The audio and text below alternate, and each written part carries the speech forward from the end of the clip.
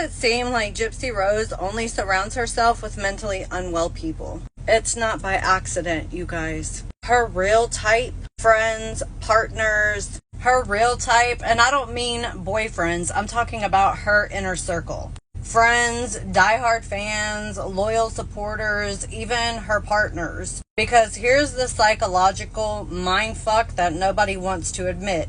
Gypsy specifically picks people who are mentally vulnerable, emotionally fragile, or just straight up unstable. Why? Because they're easier to control, duh, and they're easier to trauma bond with, and way less likely to call her out on her bullshit. That guy that her and Ken were hanging around with last night, he's literally the only person that Ken could come up with to hang out with them, because nobody wants to be around Gypsy Rose in person. He was an old drunk dude who literally has no friends. He's like, yeah, fuck it, I'll go hang out with a murderer. Why not?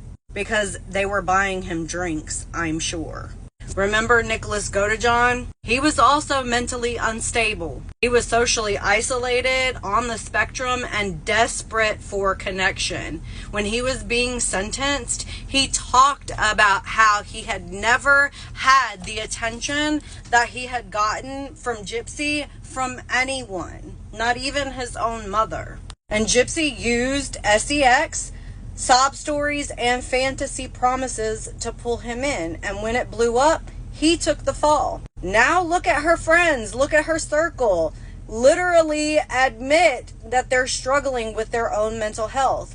She soaks up their sympathy, their defense, their blind loyalty, and she doesn't even have to do anything to get her hands dirty, because they do all the dirty work for her. Did you hear Ivory Rose Grows Wild basically was gaslit into believing that all of the bullying was her fault? That's not on accident. All of her besties are not really the pillars of stability. Sheena has lung disease and was out drinking while she's rolling around in her scooter. Not to make fun of her in her motorized chair, but look at the people that Gypsy is surrounding herself with.